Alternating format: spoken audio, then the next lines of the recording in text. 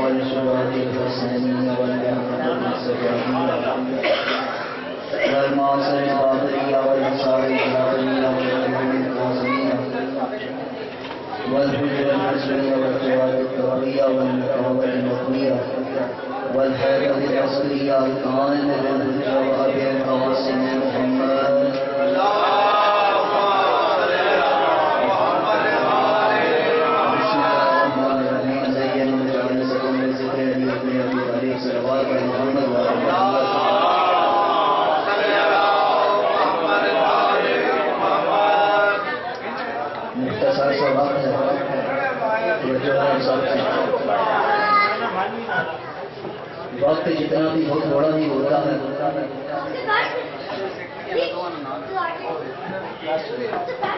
سامنے محترم کہ وقت جتنا بھی ہو تھوڑا ہی ہوتا ہے، کیونکہ میرا یہ عقیدہ ہے آدم کی پہلی سانس سے لے کر آخری انسان کی آخری ہستی تک بھی وقت مل جائے تو علی بادشاہ کی نالین سے اٹھتے ہوئے مٹی کے ذروں میں سے ایک ذرے کی فضیلت کو بیان کرنے کے لیے بھی تھوڑا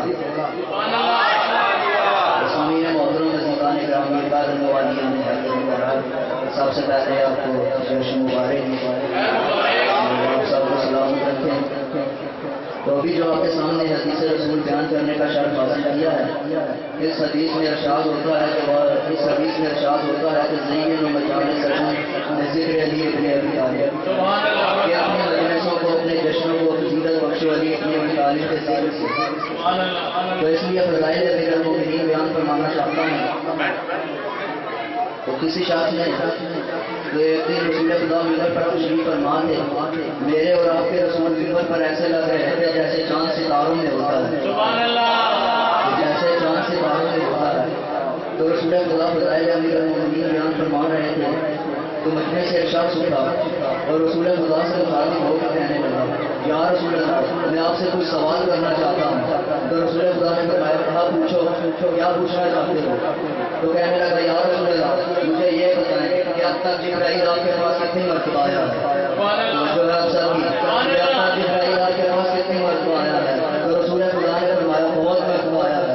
تو اس شخص نے پھر سوال کیا یا رسول اللہ اب تک جبرائیل مولا علی کے پاس کتنی مرتبہ آیا ہے؟ تو رسول خدا نے فرمایا جتنی مرتبہ میرے پاس آیا ہے اس سے 2 گنا مولا علی کے پاس آیا ہے. تو وہ شخص حیران ہو گیا کہ یہ کیسے ہو سکتا ہے. اس نے پھر سوال کیا یا رسول اللہ یہ کیسے ہو سکتا ہے کہ آپ کے پاس اتنی کم مرتبہ اور مولا علی کے پاس اتنی زیادہ مرتبہ، جبکہ قرآن تو آپ پر نازل ہوا ہے، جبرائیل تو آپ کے پاس آتا تھا، تو یہ کیسے ہو سکتا ہے آپ کے پاس اتنی کم مرتبہ اور مولا علی کے پاس اتنی زیادہ مرتبہ؟ تو رسول خدا نے فرمایا کیا تم بھول گئے کہ میں نے فرمایا نہیں تھا انا مدینہ تو علم ہے وہ علی اللہ کہ میں علم کا شہر ہوں اور علی اس کا دروازہ ہے.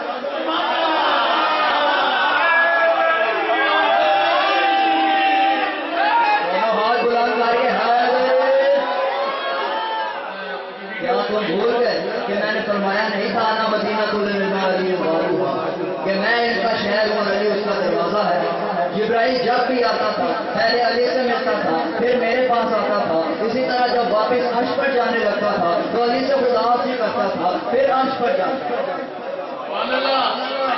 تو سامعین محترم جیسے کہ ہم سب جانتے ہیں نماز پڑھنا بھی عبادت ہے، روزہ رکھنا بھی عبادت ہے، قرآن کی تلاوت کرنا بھی عبادت ہے. لیکن ہمارے پاس ایک ہستی ایسی بھی موجود ہے لیکن لیکن ہمارے پاس ایک ہستی ایسی بھی موجود ہے جس کے بارے میں رسول خدا نے خود فرمایا ہے کہ اس ہستی کے چہرے کی طرف دیکھنا بھی عبادت ہے. تو وہ ہستی ہے کون سی؟ پوری توجہ چاہوں گا. وہ ہستی ہے کون سی؟ وہ ہستی ہے وجہ اللہ، عین اللہ، نور اللہ، روح اللہ، باب اللہ، سیف اللہ، اسد اللہ الوالد، آج جان علی ابن ابی طالب.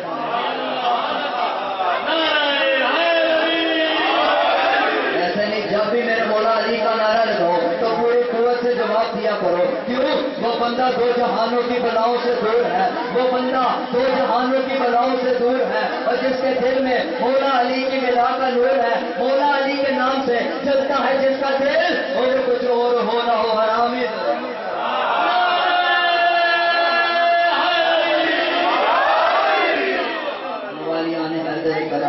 دست قدرت کے اشارے کو علی کہتے ہیں. دست قدرت کے اشارے کو علی کہتے ہیں. حق کے پر نور کنارے کو علی کہتے ہیں. حق کے پر نور کنارے کو علی کہتے ہیں. تم تو کہتے ہو علی کا سہارا ہے فطرت، ہم تو نبیوں کے سہارے کو علی کہتے ہیں. ہم تو نبیوں کے سہارے کو علی. بس آخری جملہ اور طالب دعا ہوگا. علی ہے قرآن کے ساتھ، قرآن ہے علی کے ساتھ. کیا مطلب؟ کہا جتنا پاک قرآن ہے اتنا پاک علی ہے، جتنا نجیب قرآن ہے اتنا جتنا نجیب قرآن ہے اتنا نجیب علی ہے. تو اب ایک جملہ یاد رکھنا، پتہ کیا چلا؟ قرآن جتنا کا ہے علی اتنا کا ہے. قرآن جتنا پاک علی اتنا پاک. جو قرآن کی منزلت وہی علی کی منزلت، جو قرآن کا مرتبہ وہی علی کا مرتبہ، جو قرآن کی شان وہی علی کی شان. مگر ایک فرق ہے عزیزان گرامی، پوری توجہ چاہوں گا. ایک فرق ہے، قرآن کو چھونے کے لیے جسم کا پاک ہونا ضروری ہے، علی سے محبت کے لیے خون کا پاک ہونا ضروری ہے.